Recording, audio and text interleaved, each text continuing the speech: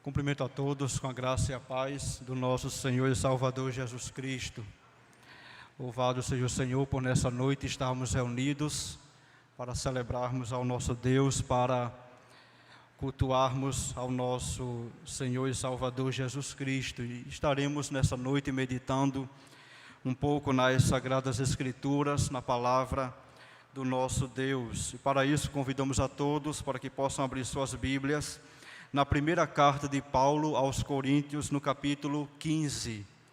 Primeiro aos Coríntios, capítulo 15, estaremos lendo a partir do versículo 1.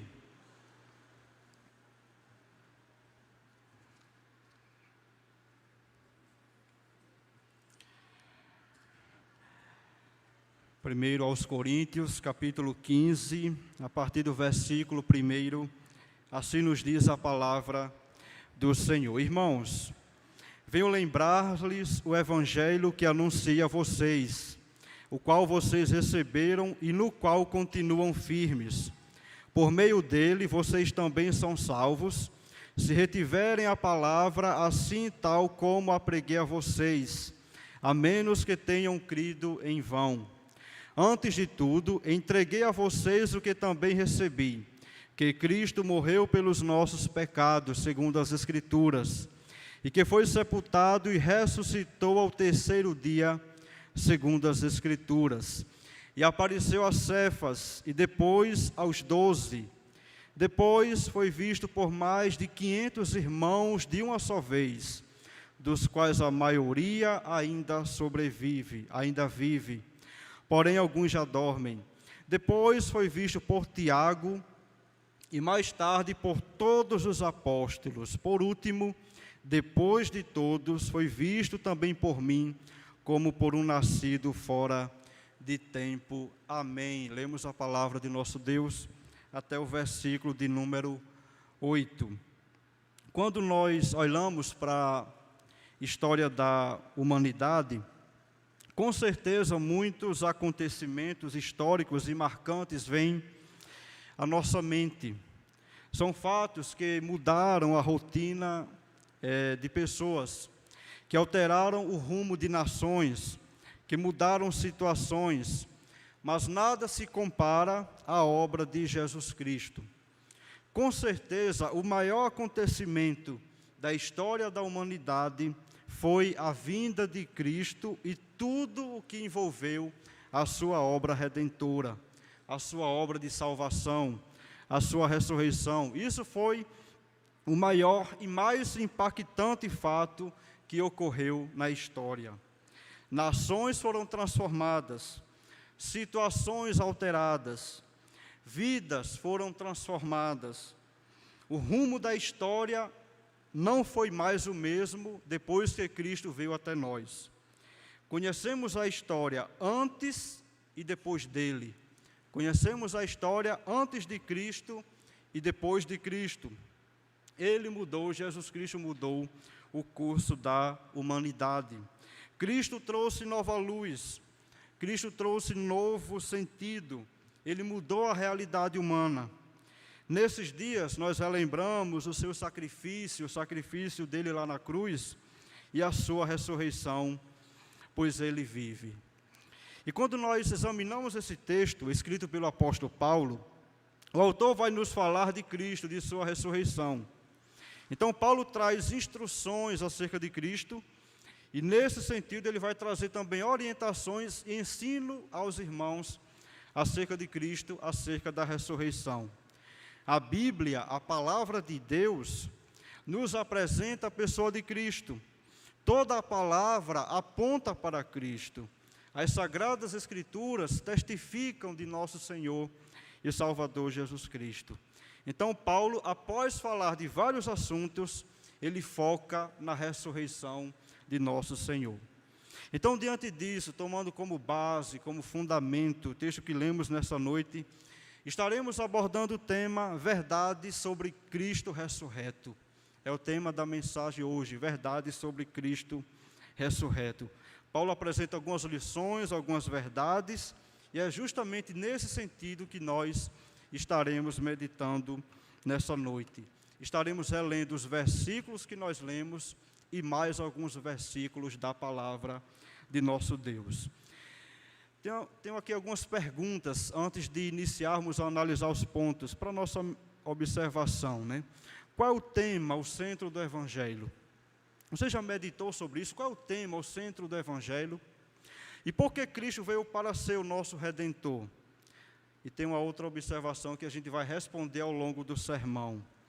Qual o significado da ressurreição de Cristo? Ou até mesmo assim, o que resultou, né?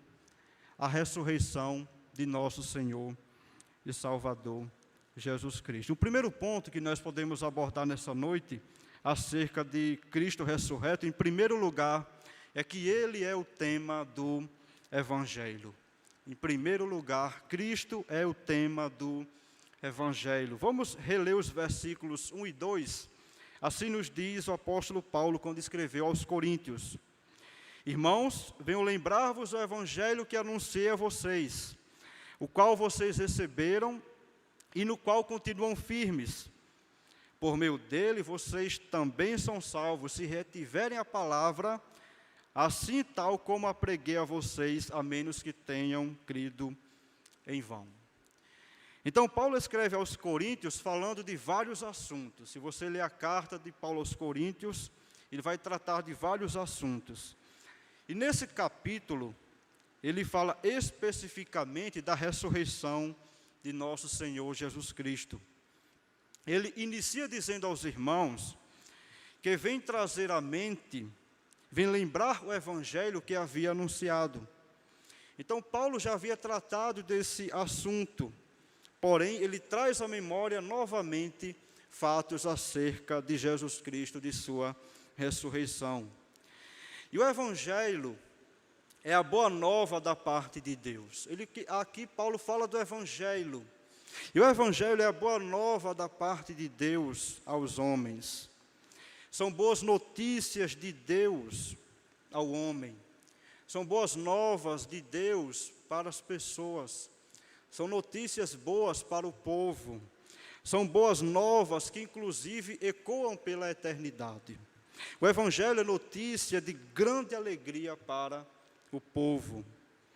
O Evangelho é a mensagem que todo coração deve desejar, deve ansiar ouvir. O apóstolo fala da mensagem do Evangelho, o apóstolo Paulo, e o mesmo afirma que os irmãos receberam a mensagem e mantiveram-se firmes.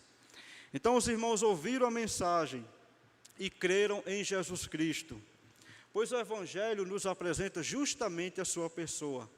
O Evangelho nos apresenta a pessoa de Jesus Cristo. Ele é o grande tema do Evangelho.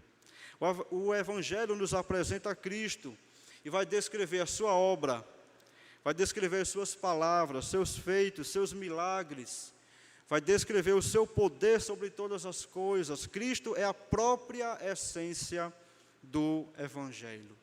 E o Evangelho vai demonstrar justamente a sua obra de salvação em favor do homem. Vai trazer a obra, a mensagem da ressurreição de Jesus Cristo. Ele, Jesus Cristo, é o conteúdo do Evangelho, é Jesus Cristo o conteúdo do Evangelho. E Cristo foi anunciado aos Coríntios. E mediante o Evangelho, os irmãos creram na pessoa de Cristo. Porque o Evangelho nos mostra a realidade da salvação. Nos apresenta a Ele, a Jesus Cristo, como nosso Senhor e o nosso Salvador. Só existe um nome, como diz Atos, capítulo 4, versículo 12. Só existe um nome pelo qual importa que nós sejamos salvos. O texto de Atos, na íntegra, diz: e não há salvação em nenhum outro, porque debaixo do céu não existe nenhum outro nome dado entre os homens, pelo qual importa que sejamos salvos. Então o Evangelho nos apresenta a Cristo. Os irmãos que creram reteram a palavra, guardaram, a conservaram em si a palavra do Evangelho. É necessário crer verdadeiramente em Jesus Cristo, aprofundar-se no conhecimento do Senhor, crer verdadeiramente no Senhor. E Cristo é o tema do Evangelho. Ele é o centro do Evangelho. Não existe outro centro do Evangelho. Não é o homem o centro do Evangelho. Não, o centro do Evangelho é mesmo Cristo Jesus, o nosso Senhor e o nosso Salvador. O Antigo Testamento aponta para Jesus Cristo. O Novo Testamento descreve a sua vinda e a sua obra. E isso é importante porque nos faz compreender que Cristo é o centro das Escrituras, Jesus Cristo é o tema da palavra de Deus. Ele é a própria essência do Evangelho, é o conteúdo do Evangelho. Em Romanos capítulo 1 e versículos 3 e 4, o apóstolo Paulo, escrevendo aos Romanos, ele diz: este Evangelho diz respeito a seu Filho, o qual segundo a carne veio da descendência de Davi, e foi designado Filho de Deus com poder, segundo o Espírito de santidade, pela ressurreição dos mortos, a saber, Jesus Cristo, nosso Senhor. Eu quero aqui trazer uma citação do reverendo Hernandes Dias Lopes, quando nos diz que o Evangelho não começou quando Jesus apenas veio ao mundo, não. Ele foi prometido desde a eternidade. Foi proclamado por Deus lá no Jardim do Éden. Quando nós pecamos contra o Senhor já fez a promessa de que da mulher nasceria um que esmagaria a cabeça da serpente. Então o Evangelho foi prometido desde a eternidade. Foi proclamado por Deus lá no Jardim do Éden.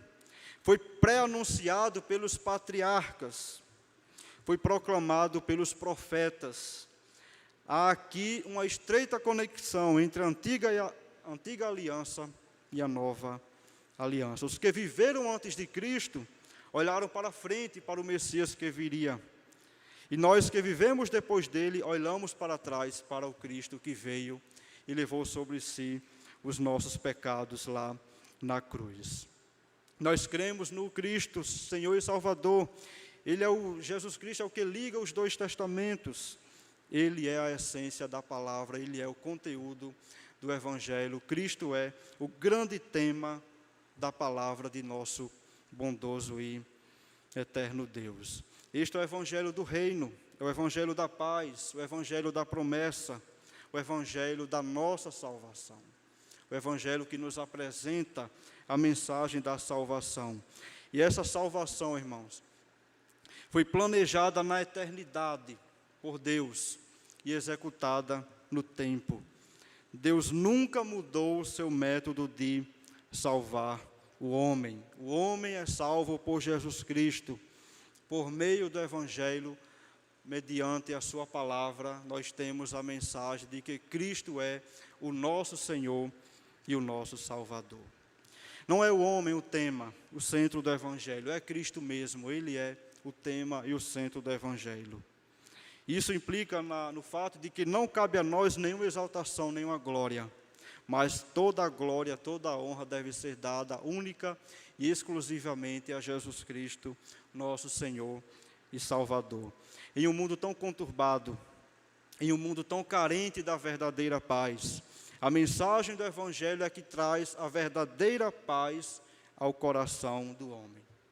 Em um mundo necessitado de paz, o Evangelho é o que traz a verdadeira paz para o nosso coração, que preenche o vazio que existe no homem. Não são as alegrias temporárias que aparentemente trazem paz, não. É Cristo quem traz a verdadeira paz para o coração do homem. Nós só podemos ter a verdadeira paz dentro de nós, quando nós entendemos que Cristo é o nosso Senhor e Salvador, que Cristo é o tema das Sagradas Escrituras e o recebemos como Senhor e Salvador.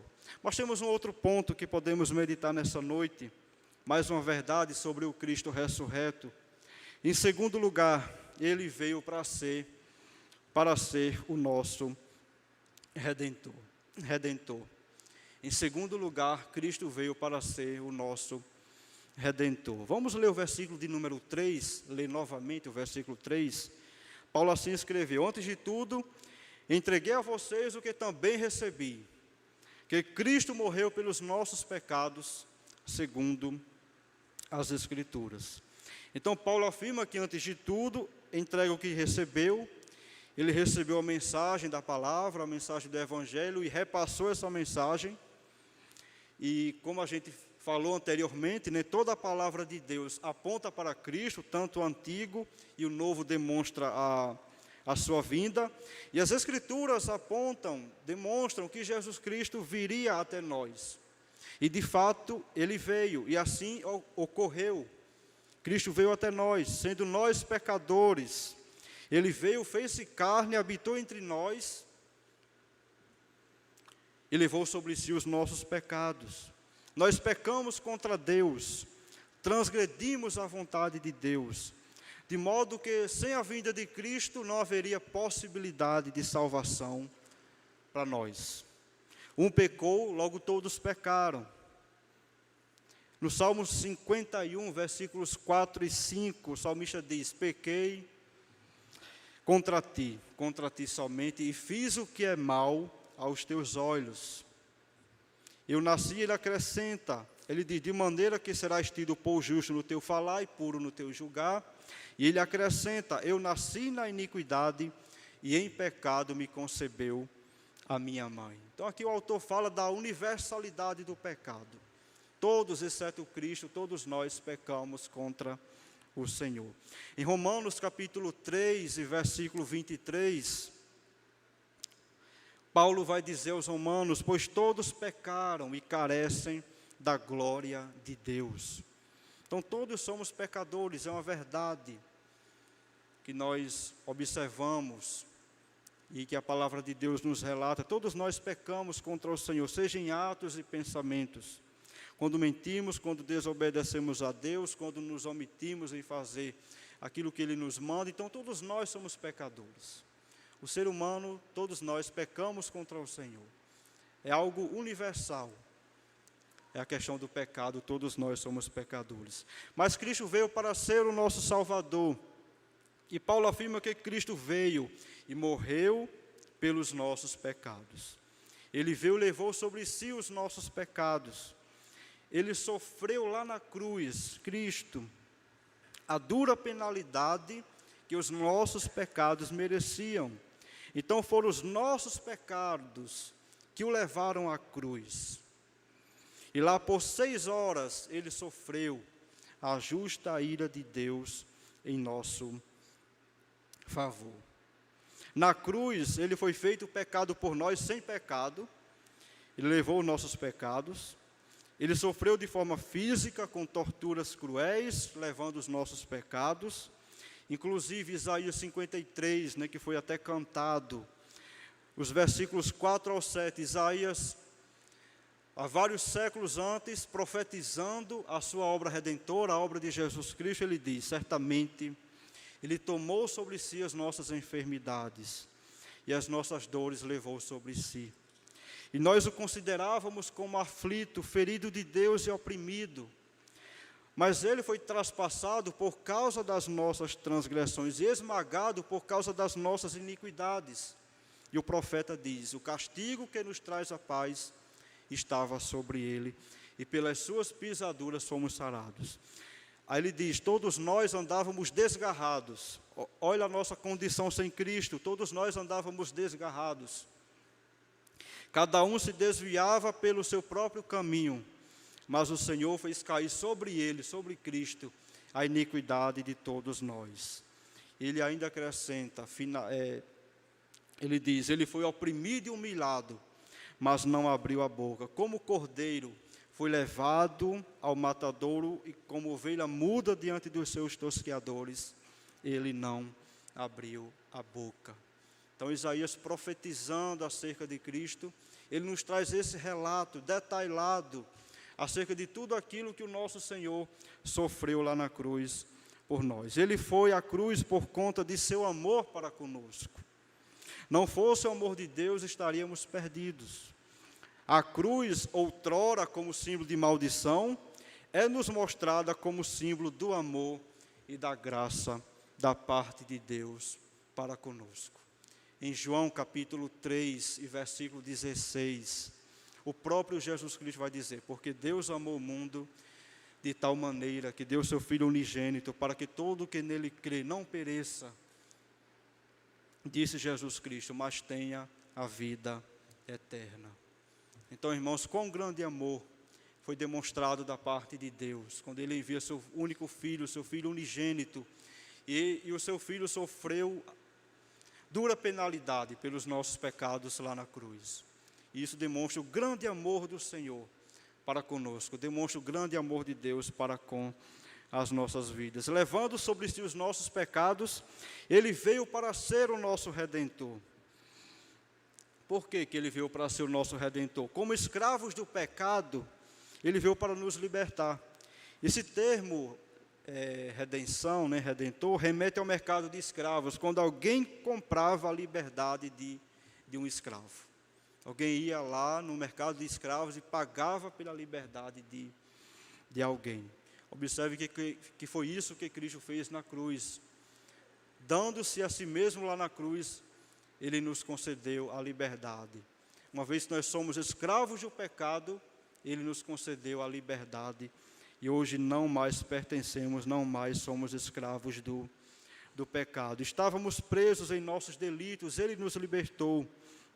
Em Colossenses capítulo 1, versículos 13 e 4, o apóstolo Paulo vai dizer: Ele nos libertou do poder das trevas e nos transportou para o reino do Filho do seu amor, em quem temos a redenção, a remissão dos pecados. Então, nós fazíamos a vontade da carne e dos pensamentos. O pecado faz separação entre nós e o nosso Deus. Mas Cristo veio para ser o nosso Redentor, aquele que nos liberta do pecado. Cristo nos reconciliou com Deus. Estávamos afastados de Deus, sem reconciliação, sem intimidade com Deus, mas Ele veio para justamente nos reconciliar com o nosso Deus. E Ele veio para ser o nosso Cordeiro Pascal. Cristo veio para ser o nosso Cordeiro Pascal. No Antigo Testamento, inclusive a Páscoa, ela é celebrada pela primeira vez em Êxodo, capítulo de número 12. E o povo de Israel sofria a escravidão no Egito, e ali, antes da 10ª praga, são enviadas 10 pragas ao Egito. Antes da 10ª praga, que foi a morte dos primogênitos, nós temos ali a instituição da Páscoa, em Êxodo, capítulo de número 12. Inclusive, a Páscoa, ela marcou a libertação dos hebreus do Egito, do estado de escravidão. E ocorreu no Egito, ocorreu ali, antes da 10ª praga, ocorre a questão do sacrifício dos cordeiros. O Senhor manda que sejam sacrificados cordeiros. Ali, aquele sangue é posto nos umbrais das portas, e onde estivesse ali o sangue, os primogênitos ali daquela casa seriam protegidos. E é interessante porque o cordeiro ali, os cordeiros ali vão prefigurar justamente Jesus Cristo como o Cordeiro de Deus, o Cordeiro sem mácula, que levou sobre si os nossos pecados lá na cruz do Calvário. Então, o que ocorreu ali prefigurava justamente o sacrifício de nosso Senhor e Salvador Jesus Cristo. Ele é o Cordeiro Pascal. João olha para Jesus Cristo no capítulo 1, no Evangelho de João, capítulo 1, versículo 29, vai descrever que João Batista olha para o Senhor e diz: Ele é o Cordeiro de Deus, eis o Cordeiro de Deus que tira o pecado do mundo. Então, Jesus Cristo é o Cordeiro de Deus que tira o pecado do mundo. Hoje não mais sacrificamos cordeiros. Hoje não mais imolamos cordeiros. Por quê? Porque o próprio Cristo é o Cordeiro de Deus. Foi o Cordeiro de Deus que tirou o pecado, que nos liberta do pecado. Ele, como Cordeiro sem pecado, ele levou sobre si os nossos pecados lá na cruz do Calvário. Estávamos perdidos sem salvação. A obra redentora de Cristo, ela nos traz vida espiritual na presença de Deus, comunhão com o Senhor, intimidade com o nosso Deus e ainda certeza e garantia da vida eterna. Por meio de Cristo nós somos reconciliados com Deus. Inclusive, é o ofendido aqui quem toma a atitude da reconciliação. Éramos nós que deveríamos correr para o Senhor e suplicar a reconciliação, mas não. É Deus quem toma a iniciativa e manda Jesus Cristo vir a esse mundo para levar sobre si os nossos pecados, as nossas falhas. Então, em primeiro lugar, irmãos, verdade sobre Cristo ressurreto. Cristo é o tema do Evangelho. A segunda verdade, Ele veio para ser o nosso Redentor. E a terceira e última verdade, Cristo ressuscitou. Está nos versículos 4 ao 8. Vamos lê-los novamente? Assim nos diz a palavra. E que foi sepultado, Paulo dizendo, e ressuscitou ao terceiro dia, segundo as Escrituras. E apareceu a Cefas, e depois aos 12. Depois foi visto por mais de 500 irmãos, de uma só vez, dos quais a maioria ainda vive. Porém, alguns já dormem. Depois foi visto por Tiago e mais tarde por todos os apóstolos.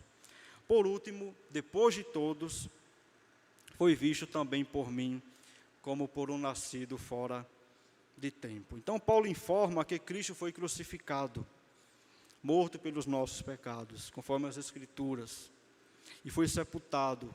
E também Paulo vai dizer, conforme as Escrituras atestam, Jesus Cristo ressuscitou. Cristo ressuscitou. Isso, inclusive o texto de Lucas, que foi lido, retrata isso, lá em Marcos também, no capítulo 16, versículos 5 e 6, nós temos também esse relato que nos diz, entrando no túmulo, diz que algumas mulheres foram pela manhã no sepulcro, entrando no túmulo, viram um jovem sentado ao lado direito, vestido de branco, e ficaram atemorizadas. O que tinha acontecido? Ele, porém, o jovem disse, não tenham medo, vocês procuram Jesus, o Nazareno, que foi crucificado, ele ressuscitou, não está aqui, vejam o lugar onde o tinham colocado.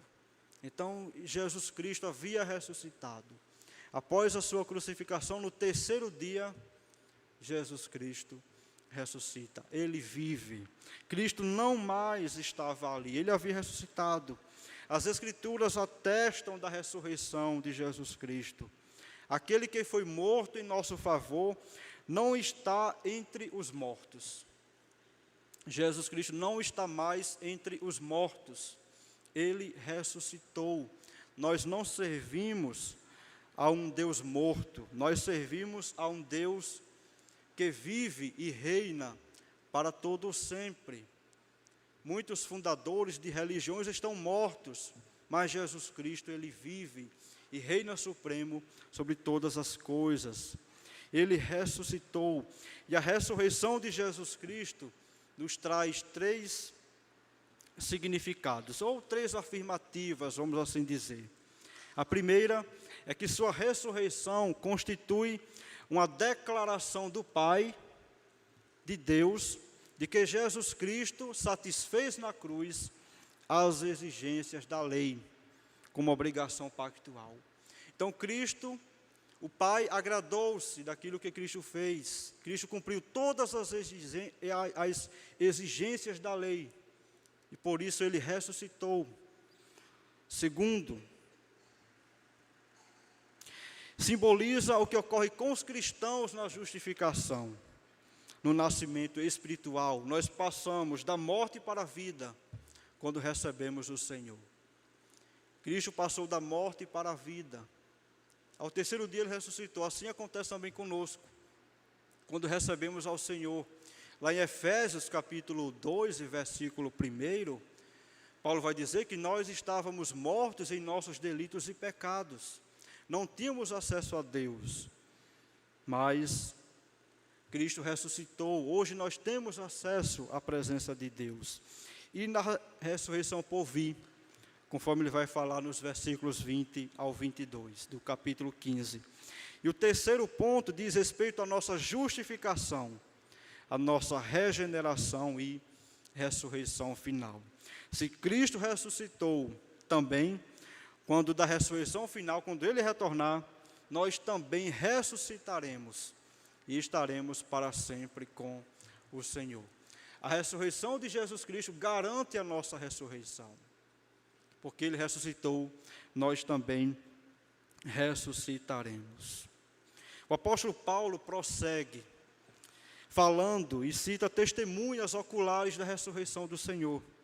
Vai dizer que Cristo apareceu a Cefas, a Pedro, depois aos apóstolos. Ele vai dizer uma grande quantidade de testemunhas. Ele cita aqui que Cristo apareceu a cerca de 500 pessoas, e destas, quando Paulo escreveu o Evangelho, quando escreveu, aliás, a primeira carta aos Coríntios, dessas 500 pessoas, muitas ainda viviam. Ele vai dizer que Tiago também foi uma testemunha ocular da ressurreição de Cristo. O próprio colégio apostólico, todo ele viu a Cristo ressuscitado. E por último, até mesmo o apóstolo Paulo. Cristo apareceu, Cristo manifestou-se ao apóstolo Paulo, como ele vai até dizer aqui, como nascido fora de tempo. Aqui no caso ele vai falar acerca do tempo de sua conversão, né, que foi bem depois dos demais apóstolos. E o próprio Cristo apareceu a Paulo, manifestou-se a Paulo e o constituiu como apóstolo, como enviado, como que prega a mensagem, como apóstolo do Senhor e Salvador Jesus Cristo. Cristo ressuscitou.